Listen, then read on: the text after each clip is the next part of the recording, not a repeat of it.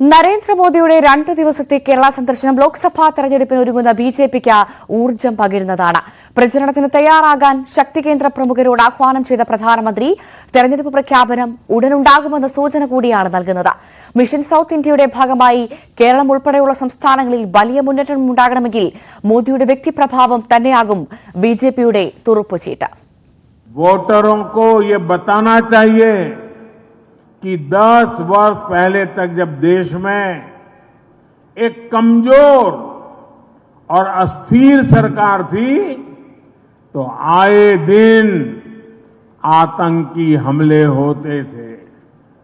इसका सीधा असर हमारे निवेश पर पड़ता था और विदेशों में काम करने वाले हमारे देशवासियों पर पड़ता था.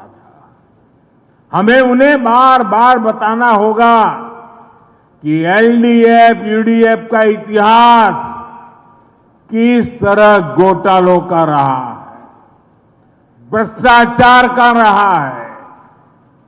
आज भारत को दुनिया विश्व मित्र के रूप में देख रही है. നിങ്ങളുടെ ബൂത്തുകളിൽ നിങ്ങൾ വിജയിക്കൂ. ആ ബൂത്തിൽ വിജയിച്ചാൽ കേരളത്തിൽ നിങ്ങൾക്ക് വിജയിക്കാൻ കഴിയുമെന്ന് ആഹ്വാനം ചെയ്തായിരുന്നു പ്രധാനമന്ത്രിയുടെ പ്രസംഗം. ലോക്സഭാ തെരഞ്ഞെടുപ്പിന് മുൻപ് പാർട്ടി പ്രവർത്തകരെ പ്രചാരണത്തിനായി രംഗത്തിറക്കുകയായിരുന്നു 2 ദിവസത്തെ കേരള സന്ദർശനം കൊണ്ട് പ്രധാനമന്ത്രി ലക്ഷ്യമിട്ടത്. വടക്കേ ഇന്ത്യൻ സംസ്ഥാനങ്ങളിലേതുപോലെ വികസനവും വിശ്വാസവും ലക്ഷ്യമിട്ടുള്ള തെരഞ്ഞെടുപ്പ് തന്ത്രം തന്നെയാണ് കേരളം ഉൾപ്പെടെയുള്ള സംസ്ഥാനങ്ങളിലും ബിജെപി പയറ്റുന്നത്. അതിന്റെ ഭാഗമായിട്ടായിരുന്നു 2 ദിവസത്തെ സന്ദർശനത്തിൽ ഷിപ്പ്യാർഡിൽ 3 വികസന പദ്ധതികളുടെ ഉദ്ഘാടനവും ഗുരുവായൂർ തൃപ്രയാർ സന്ദർശനവും. കേന്ദ്ര സർക്കാരിന്റെ വികസന പ്രവർത്തനങ്ങൾ ജനങ്ങളിലേക്ക് എത്തിക്കാൻ പാർട്ടി പ്രവർത്തകർക്ക് അദ്ദേഹം നിർദ്ദേശം നൽകി. ഉത്തരേന്ത്യൻ പാർട്ടി എന്ന ലേബലിൽ നിന്ന് ദക്ഷിണേന്ത്യയിലും കരുത്തുകാട്ടുക എന്നതാണ് ബിജെപിയുടെ ലക്ഷ്യം. അയോധ്യയെയും ശ്രീരാമനെയും ദക്ഷിണേന്ത്യൻ സംസ്ഥാനങ്ങളിലെ സംസ്കാരവുമായി ചേർത്ത് നിർത്താനുള്ള ശ്രമങ്ങളും പ്രധാനമന്ത്രിയുടെ ഭാഗത്തു നിന്നുണ്ടായത് ശ്രദ്ധേയമായി.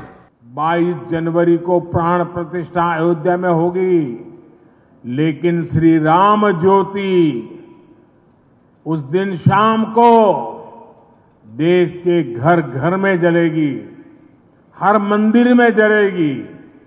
केरला तो वो राज्य है जो अपना पूरा 1 महीना रामायण को समर्पित करता है.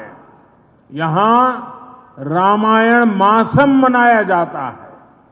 केरला में भी पूरे सद्भाव के साथ श्री राम ज्योति जले, ये संदेश आपको अपने क्षेत्र में हर घर में पहुंचाना है.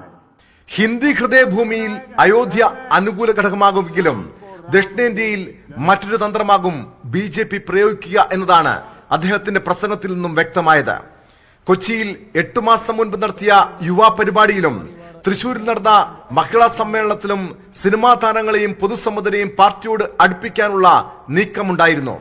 ശക്തി കേന്ദ്ര പ്രമുഖരുടെ പരിപാടിയിൽ പ്രൊഫസർ TJ ജോസഫിന്റെ സാന്നിധ്യവും ബിജെപിയുടെ പുതിയ രാഷ്ട്രീയ തന്ത്രത്തിന്റെ ഭാഗമായിട്ടാണ് വിലയിരുത്തുന്നത്. 2 ആഴ്ചക്കിടെ മോദി നടത്തിയ 2 റോഡ് ഷോകൾ ബിജെപി അണികളിൽ വലിയ ആവേശം സൃഷ്ടിക്കുന്നുണ്ട്. പക്ഷേ തെരഞ്ഞെടുപ്പിൽ ഇതൊക്കെ വോട്ടാകുമോ എന്നത് കാത്തിരുന്ന് കാണാം. Tom Kuriakose, news 18, Kochi.